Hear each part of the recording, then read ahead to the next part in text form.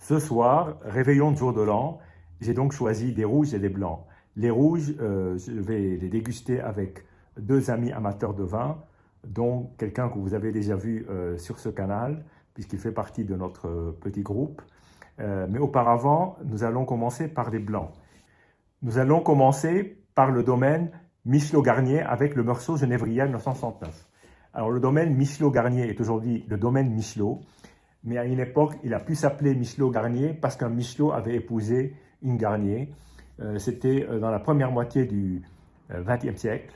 Même si le domaine prend ses racines au début du XIXe, ce domaine a vraiment eu une constitution de domaine vinicole réellement à partir du début du XXe. Alors, sur ce 1969, qui est considéré comme une belle et grande année en Bourgogne, on va voir comment ce blanc a tenu sur la durée. Alors déjà, une couleur extrêmement dorée, très évoluée, qui laisse penser que le vin a quand même pas mal évolué. Alors j'ai eu un peu de mal à extraire le bouchon, mais ça s'est plutôt bien terminé.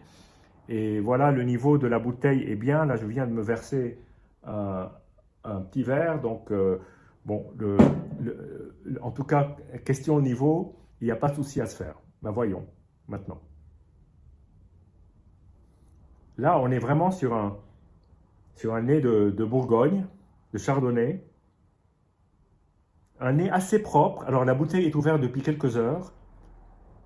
Un nez assez propre, absolument aucune oxydation, en tout cas au nez. Pas très puissant, plus dans la finesse. Si je peux lui reprocher un léger défaut, un petit nez poussiéreux, à peine, mais sinon c'est vraiment sur le fruit jaune.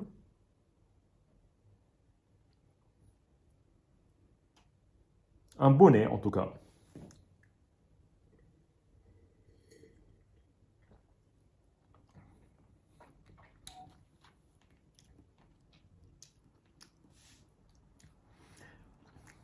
Une attaque assez belle, assez propre, assez nette, sans aucun défaut, en fait une très belle attaque. Ensuite, il y a un très beau développement en bouche, sur une note un peu beurrée, pas trop gras, plutôt un vin assez droit, assez direct.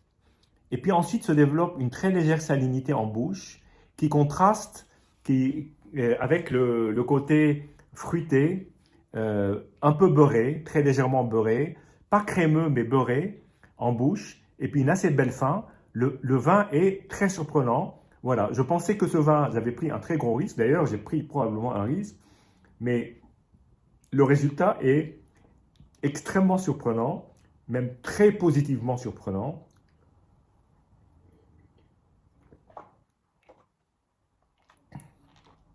Là, on a des arômes mielleux. Il y a une assez belle matière. C'est pas très long en bouche, mais il y a cette persistance saline qui donne envie de regoûter le vin. C'est un beau vin. Dire que c'est un genévrière d'une très grande facture, je dirais pas, mais c'est un beau morceau. Voilà, dit simplement.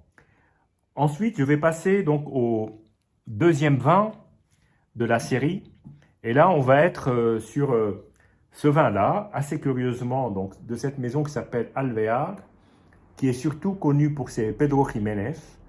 Donc, des vins forcément presque de dessert dans certains cas.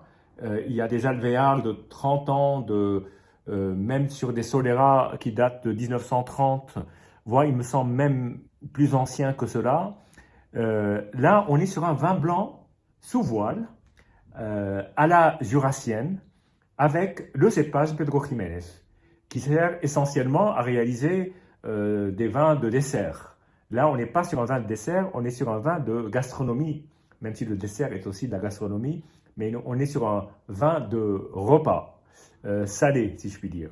Donc, on est plutôt dans un esprit comme les vins jurassiens, et il faut bien se rappeler d'une chose, c'est que le vin de voile n'existe pas que dans le Jura, il existe ailleurs, et en particulier en Andalousie. Là, on est sur l'appellation Montilla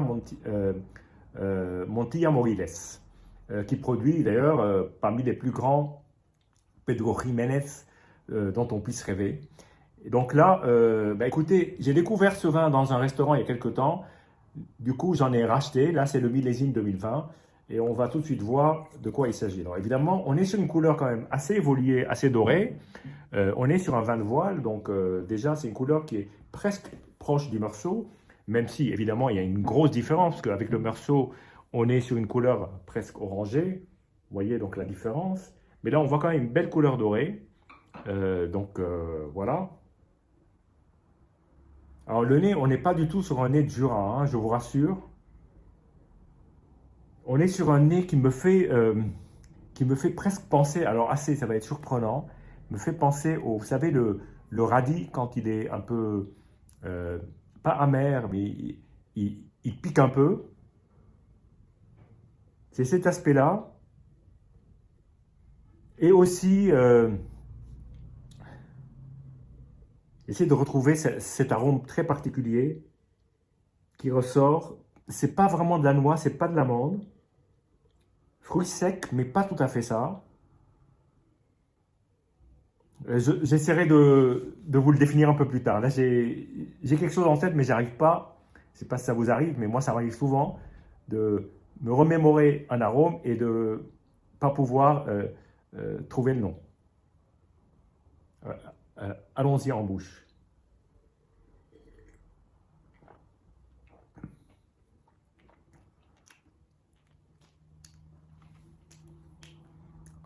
Alors, là, on est sur un vin, moi que j'appellerais clivant. C'est un vin qui peut ne pas plaire à tout le monde. C'est un vin, alors, sous voile, bien entendu, on le sent. Il y a un côté fruit sec, mais pas du tout aussi fort que sur certains, par exemple, Savagnin, sous voile. Là, on est plus doux, on est un peu plus salin, on est un peu plus sur la, je dirais, sur la pistache salée, comme les pistaches apéritifs.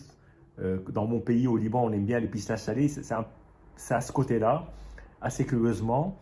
Et puis, il y a un côté, un fruit. Alors, qu'est-ce que ça peut bien être? Euh, Peut-être du cactus. Je ne suis pas sûr, mais j'arrive pas vraiment à le définir.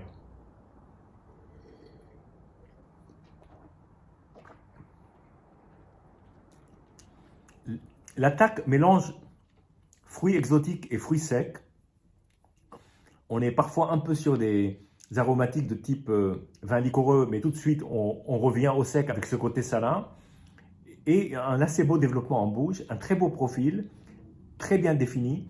C'est un vin qui, je ne sais pas comment les invités vont réagir, mais en ce qui me concerne, j'aime beaucoup ce vin. C'est un très beau vin, très fin. Voilà, bien. Bah, écoutez, je ne sais pas quoi en dire d'autre. J'essaie de retrouver cet arôme si typique. Peut-être de l'hydromel. Pas du miel, mais peut-être de l'hydromel. Bien, ben voilà le deuxième. Ensuite, je vais attaquer le troisième. Alors le troisième, il a une couleur quand même assez particulière. Voilà. De là, vous voyez sans doute un vin rouge.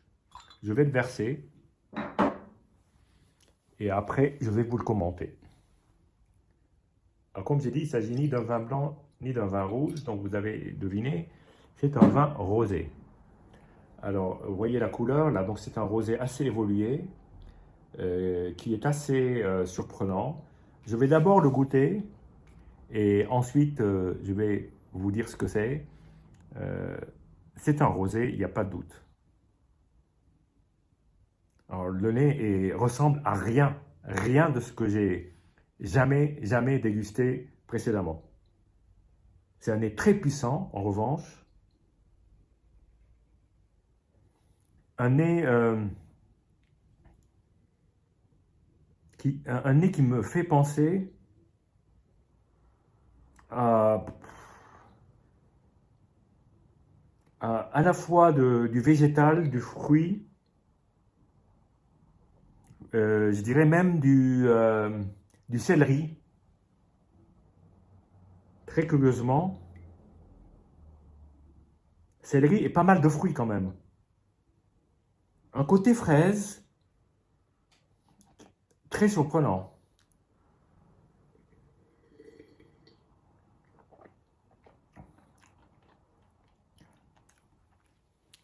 Alors en bouche, beaucoup de fruits et une purée de noix, de la noix en poudre.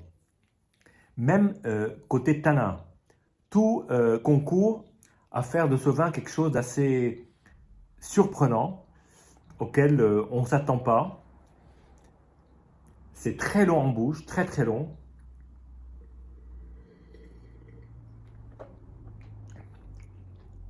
Il y a une belle acidité, une très belle attaque.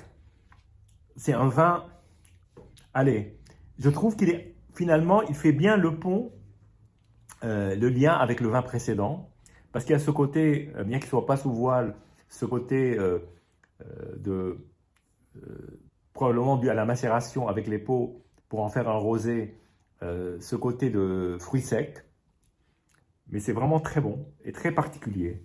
En tout cas, il s'agit d'une cuvée qui ne se fait plus, qui a disparu, on va dire, de la circulation. C'est un rosé non millésimé de López de Heredia. Donc c'est une Tondonia rosée que j'ai trouvée en demi-bouteille. Je ne sais même pas si elle existe en bouteille de 115 centilitres.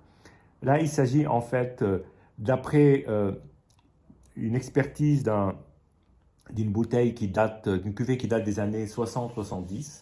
C'est un Tondonia non millésimé qui donc date de cette époque-là et qui est un rosé. Alors aujourd'hui, il faut savoir qu'en matière de rosé, Vigna Tondonia n'a plus qu'une seule cuvée, qui plus est n'est pas produite tous les ans. Elle est produite uniquement certaines très bonnes années. Donc c'est 2, 3, 4 années dans la décennie. Ça dépend des décennies. Et elle est systématiquement en Gran Reserva, ça veut dire avec un très long élevage et ensuite une longue garde en bouteille avant d'être mise sur le marché. Là, on est sur un Tondonia 6e année, donc 6 ans en fût, donc un vin qui a été oublié. Voilà. Donc sur cette dégustation, voilà, à une dernière gorgée du rosé. Je vous dis, voilà, bon réveillon et à très bientôt.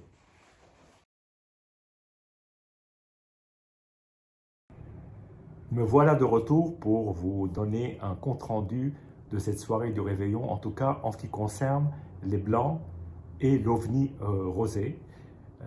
Alors, j'étais parti sur l'idée que c'était des vins très clivants. En fait, pas du tout. Enfin, pas du tout. En tout cas, au moins sur le groupe de personnes qui étaient réunis pour ce réveillon du jour de l'an, parce que tous les vins ont été appréciés, je dirais, à l'unanimité, malgré les caractères très particuliers de ces vins. Donc, nous avons commencé par déguster le Meursault Genévrière 69. Quelqu'un a dit qu'il avait une belle oxydation.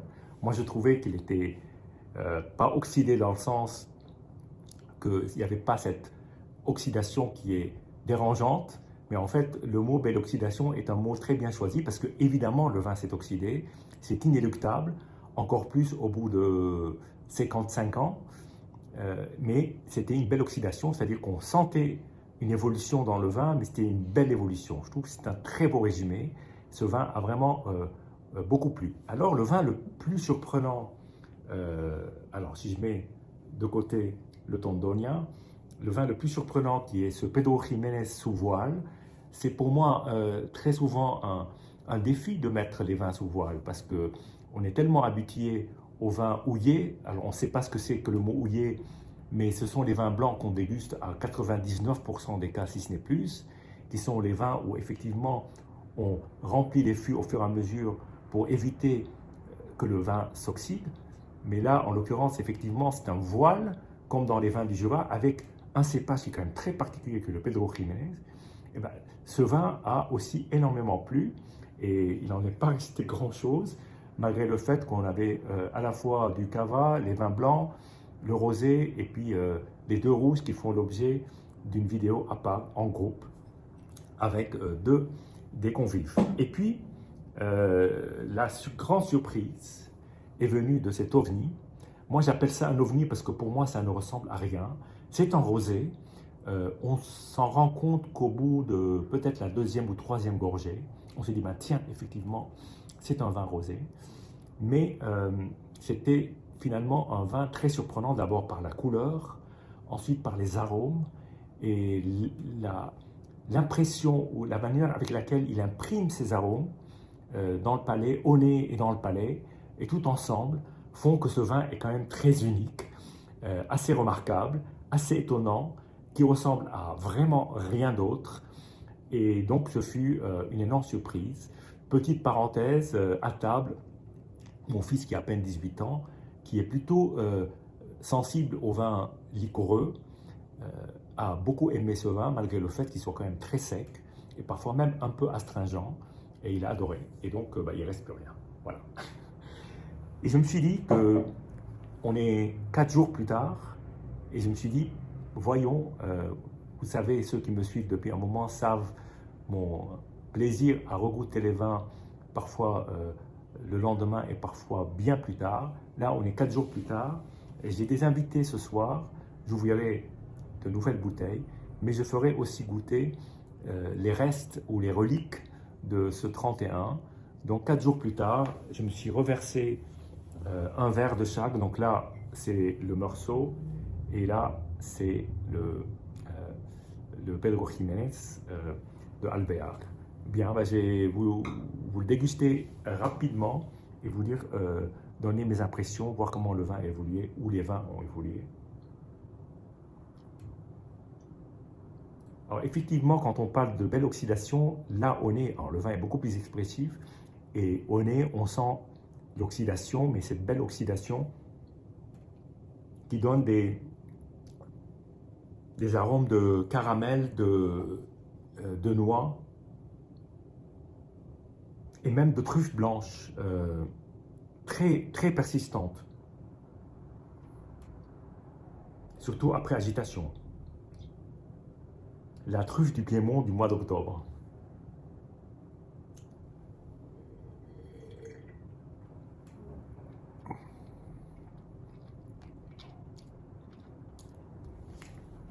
Le vin encore tient toutes ses promesses, avec ce côté salin que j'adore, presque marin, qui ressort en milieu de bouche avec un peu de gras, me donne la sensation de croquer dans un foie gras mi-cuit sur lequel on aurait mis de la fleur de sel.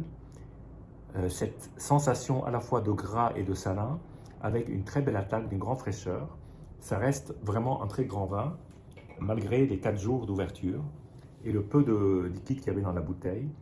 Et là, donc, j'arrive au Alvear, le Pedro Jiménez sous voile, que j'ai refermé, alors là, il y en avait un peu plus, que j'ai refermé avec un vin en extrayant autant que possible l'air à l'intérieur. Donc, bien.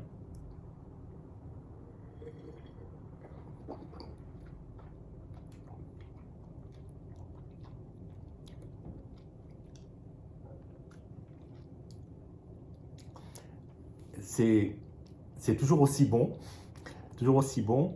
Le côté anisé ressort beaucoup plus fort. Et comme je l'ai dit, ça ne ressemble pas vraiment au vin du Jura. Je trouve qu'il est beaucoup plus,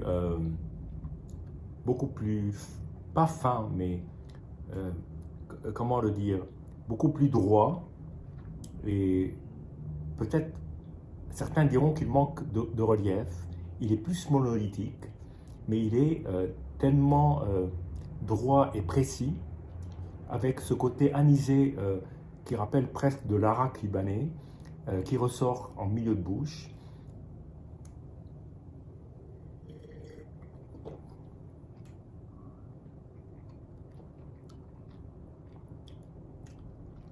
C'est une très belle expression d'un vin qui est à la fois savoureux, prenant et très sec, très très sec, avec toujours cette petite attaque de douceur juste au début. Voilà. Je vous dis que je ne peux pas redéguster le rosé, mais malgré cela, c'est un plaisir de regoûter ces deux vins. Et je vous dis santé et à très bientôt.